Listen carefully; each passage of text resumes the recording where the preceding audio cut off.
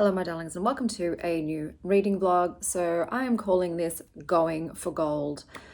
Basically it's a vlog where I try to clear Pagebound Quests. So Pagebound is just a reading app that I personally prefer, and they allow user submitted quests. So it has a theme, and then there are a certain number of books in that list, and if you read so many you get different medals. So for instance, say gold is the highest medal you can win, and it's a book that requires you to read 15 of the books in that list. If you read 15 of the books, you get the gold medal.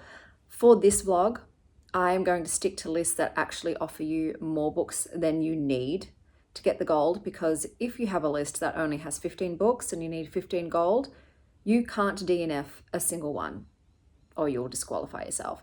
So I like to have lists that will say have 30 books, and that way I've got DNF wiggle room, and I need that wiggle room. So today's list is Monstrous Feminine, and they've described this selection of books as embracing the body and reclaiming otherness. These books use horror to redefine notions of womanhood and monstrosity.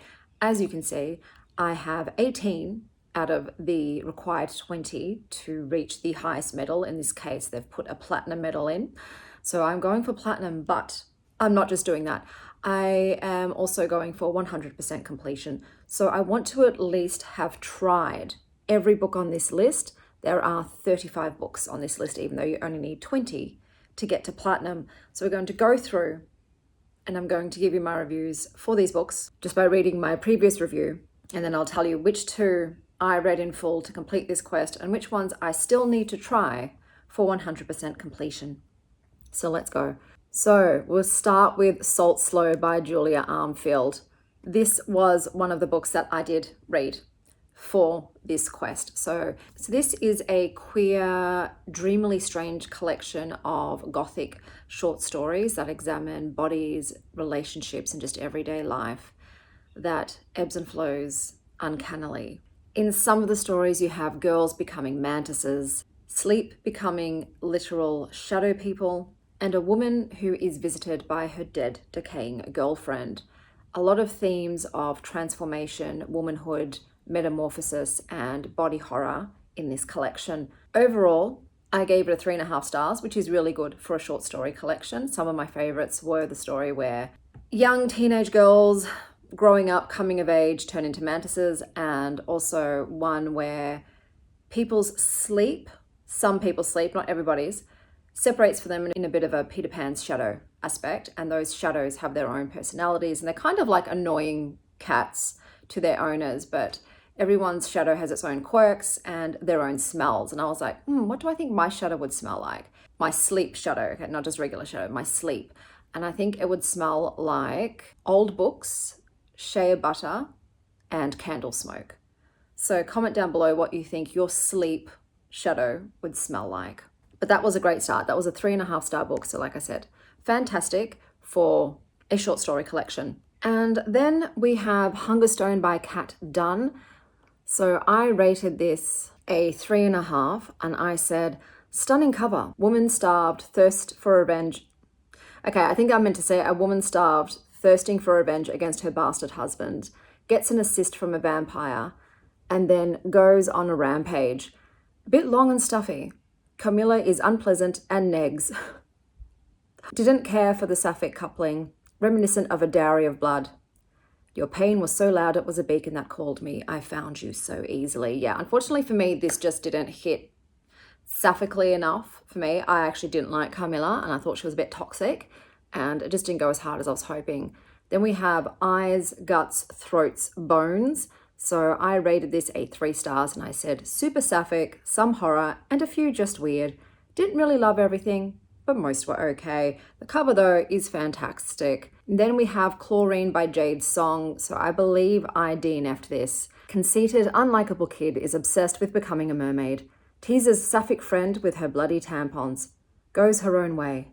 I really did not like the writing. Yeah, I loved the idea of that one, but it just didn't land for me. Fledgling by Octavia E. Butler. That was a DNF. Octavia stuff is a bit heavy for me and just not for me. We've got Feast While You Can.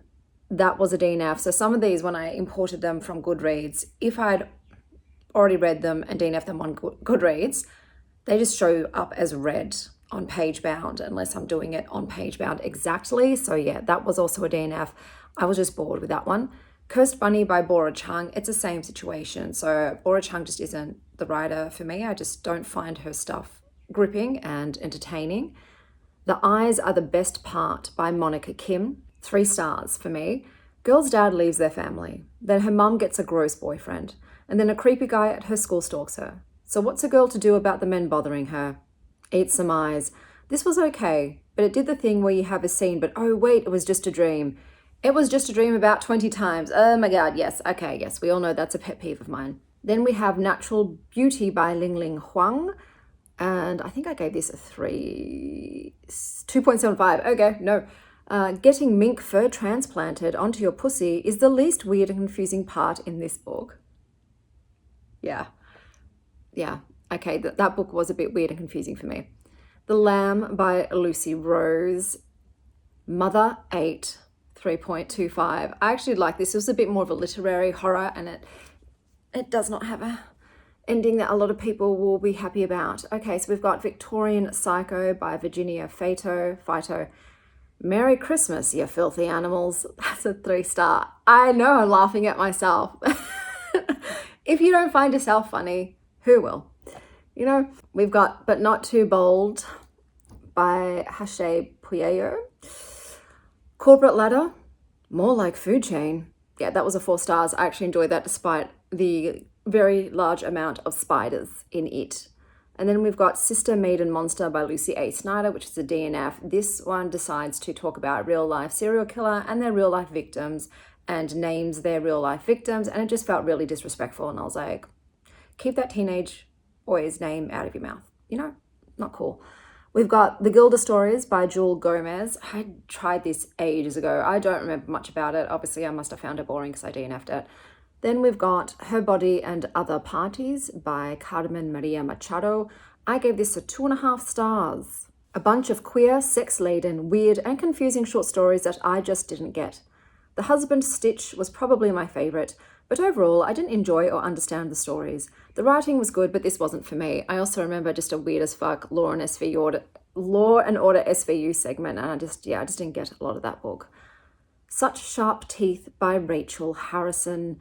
I gave that a 3 stars. I didn't say anything about it because this is an old review. That was fine.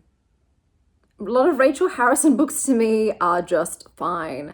Then we had Black Flame by Gretchen Felker Martin. I think, if I recall, this just had a lot of on-page non-con sex, and I just didn't want to continue reading that and didn't enjoy it. We then had Rouge by Mona Awad. 3.5 stars. Such an odd little book.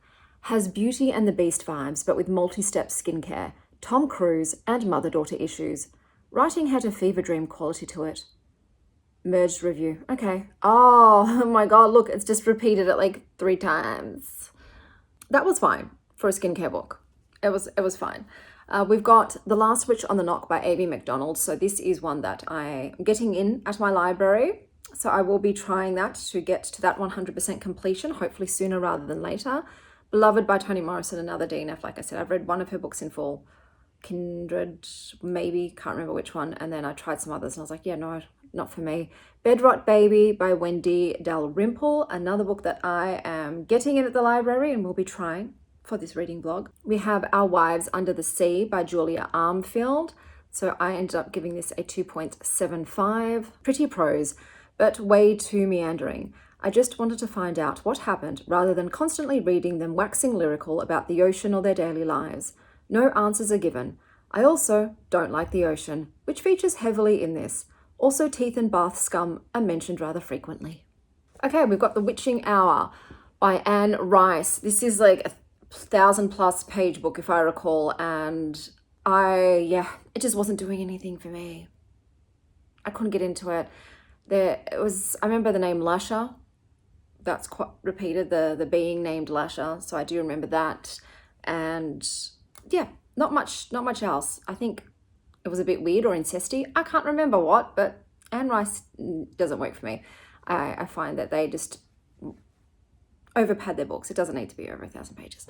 The Year of the Witching by Alexis Henderson. I don't remember much about this. I haven't got much to say. That was a long time ago. Old Soul by Susan Barker. So this was sent to me by a subscriber and I gave it a 2 stars. As my Gen Z kid says, the photos of the victims in this book are death alack. Do you know what else this book is lacking? Punctuation, pacing, and an enjoyable story. Yeah, it didn't work for me. Night Bitch by Rachel Yoder. I give this a 2.5 stars. It was relatable until she brutally murders their cat, which also turned me against her. Also would have worked better as a novella. Yes, stand by both of those things. Could have been shorter, and also the very violent scene of her gleefully murdering their pet cat was fucking vile. We've got Patricia Wants to Cuddle by Samantha Allen. I remember this didn't get as weird as I wanted it to. Gay Bigfoot Needs to Work on Their Communication Skills, 3 stars. Yeah, this had an odd, I think it was a Bachelor-esque premise, and then there was a gay Bigfoot just absolutely nailing everybody. Cruelty Free by Carolyn Glenn. I DNF'd this. I was looking forward to this book. I don't remember why I DNF'd it. Can't quite remember, but obviously just wasn't feeling it. Evil Genius by Claire Oshetsky. I was trying this after I'd read Poor Dear, which I think is their other book, and that was mid. And this one was also just feeling mid, so I DNF'd it. And then we have Transmuted by Eve Harms. So this is another book that I read to complete my platinum medal. So let's go. So this is The Substance Meets Frankenstein Alchemical Cult Trans Edition. It is about a trans woman Twitch streamer who is fundraising to be able to afford feminization face surgery. She wants her outside to look like who she is on the inside. Unfortunately, she gets a call from her sister and that her estranged dad has stage 4 cancer, and oh, the regular stuff didn't work, but there's an experimental therapy that might work. And lo and behold, it's the same amount that you just fundraised for your own surgery. You need to do the right thing. Personally, I don't think that she should be obligated to do that. Her father, when she came out as trans, just refused to accept her, dead names her, shames her, still calls her his son, blah, blah, blah. Yeah, hot take. I don't think children are obligated to financially repay or care for their parents. If you want to, great, but if your parents have harmed you and abused you and are not good parents, they can take care of themselves. That's on them. You know, so I was like, don't give him the money. It's experimental too. It's stage 4. It's probably not going to work, you know? It's probably not going to work, and then you're still going to be in this body that you hate and you can't feel like you can live as yourself in. Just say, sorry, Pops, but can't help you. Find another way, you know? But he could do his own fundraising. He can go and GoFundMe and do it himself. But she gives him the money because she's swayed by, you know, the guilt of everybody else pressuring her. And so she does that, and then she finds an ad toting this very experimental feminization surgery. And she's like, well, what have I got to lose? It's free. And I need the face because all of these people donated their money for me to get the surgery, and they're expecting a face reveal. And what am I going to do? So there's that pressuring her as well. So yeah, she ends up going and weird shit happens. So this this story was a lot about sort of gender and body dysmorphia and identity, and just how the need to feel at home in her body is driving all of her choices. Beauty standards come into play too. There was a bit of fat shaming by some characters in here. There's also a lot about sort of medical ethics. This horror is a splatterpunk. I don't do well with splatterpunk, but if you love splatterpunk, it's up your alley, but it's mostly to do with medical body horror and gore, which is full on. It's full on. There's also a little bit of eldritch horror in here and kind of mythological. This story just goes into very wild, unexpected territory, which I love. I think when you've read a lot of books, some things can feel very predictable, feel very repetitive. This one, I didn't know where it was going and what it was doing, and so I enjoyed it. I gave it a 3.25. For me, that's how I enjoyed this splatterpunk, which is not my genre at all. But yeah, it just took me by surprise. And I was like, let's go along for the ride. Let's see where this goes. What's going on? It did end in a kind of cliffhanger way. It seems like the author wants to make a sequel, perhaps. And I was like, oh, I don't like that. I would have just liked it to finish as it was. Some people love that shit. So yeah, this was decent. It did remind me a bit of the horror Waif, which also features surgery, horror, and I think that one was even more gory than this. But yeah, be forewarned, lots of gore, lots of splatterpunk gore. Cool, very eye-catching cover though. And like I said, it veers into this, it follows down the alchemy cult path a bit, which was interesting. Then we have The Yellow Wallpaper by Charlotte Perkins Gilman, a story about postpartum depression, male doctors who have no idea how to treat it, and an obsession with wallpaper. This just didn't do it for me. I gave this 2 stars. Yeah, that's probably a very unpopular opinion. Look, maybe reading it now, I would appreciate the themes more. I wasn't someone who really cared about thematic elements in books. It was more about the writing and the story and the characters. And Yellow Wallpaper being more about, now I understand it, to be postpartum depression, and then being gaslit by male doctors and the misogyny in the medical field and what they subjected this poor woman to, which ended up driving her insane. I would probably rate it a bit higher, I think, if I reread that in this day and age. The Salt Grows Heavy by Cassandra Core. So this was a 5-star read for me. Murderer and Murdered, Butcher and Doctor. What a pair they make with their monstrous love. I adored this. Stand a queen who is literally a man-eater. I will love them to the death of their days. Look, that is the only Cassandra Core that I have absolutely devoured, and I am judging all of her other books based on that one.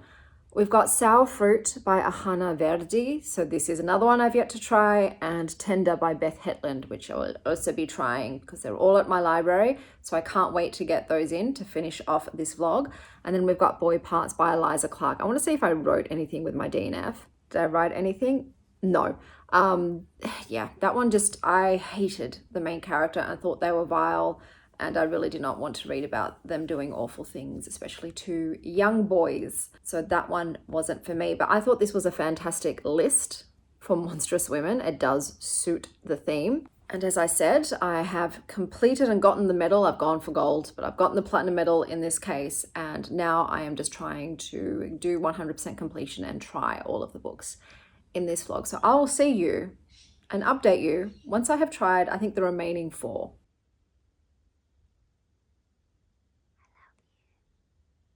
I am back with some updates. So I was reading Sour Fruit by Ahana Verdi. This is about Avni, who is a queer Indian girl who's living in London, and she's into blood and pain play after going through some traumatic events, and I didn't like this. It was reminding me a lot of Boy Parts. So the main character is not likable. They do not care about consent. They are harming and hurting other people. For instance, during sex, they bite a man's Adam's apple until they break skin and it bleeds. Things like that. And I'm like, no, I don't like you. She doesn't apologize. She doesn't care. I understand you've been through some shit, but you just can't do that to people. You can't go around doing that to people. So I decided to DNF that one. And then I was reading Bedrot Baby by Wendy Dalrymple. And this is about a sugar baby who gets her wig snatched by a doppelganger in a mall parking lot. And things get a bit weird from then on. There were a lot of Y2K references, if you like that. However, there was so much label, name, brand dropping in this. And for me, I hate that in books. I don't need to know the brand of every piece of clothing you're putting on. And it just felt cringe. This book overall just felt cringe to me. And so I wasn't enjoying it, and I decided to DNF it, which means I only have 2 left, and those are The Last Witch on the Knock and Tender. When are they coming in? I don't know. So whenever they do, we can finish off this vlog. Oh, actually, no, I just want to update you as well, because the creator of this quest did add 2 more books after I had already filmed. So I thought I would mention those. So let me scroll down. So the last ones that they added were Woodworm by Layla Martinez. So I did read this. I gave this a 2.5 stars, and I said, generations of angry women stuck in a house filled with their hatred of the men whose bones it's built on. There's themes of income inequality, feeling trapped, and domestic abuse.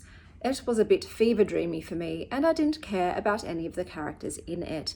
So yeah, that wasn't really the book for me. And there was also The Dangers of Smoking in Bed by Mariana Enriquez, and I have DNF'd that book. So those were the two late editions, but I'll see you the next time I have hopefully finished this vlog off. Hello my lovelies, I'm coming on here quickly to wrap this video up. I did pick up Last Witch on the Knock by Amy MacDonald. So this was about a woman who's clearly suffering some kind of mental illness and is in an abusive relationship, and then she leaves that abusive relationship and travels back to her relatives and family in Knock Hill, which is synonymous with the spirit of Kate, a woman who was accused of witchcraft 300 years earlier. It's got a very unique voice, character voice in it, and the writing style, and it just wasn't working for me, so I DNF'd it.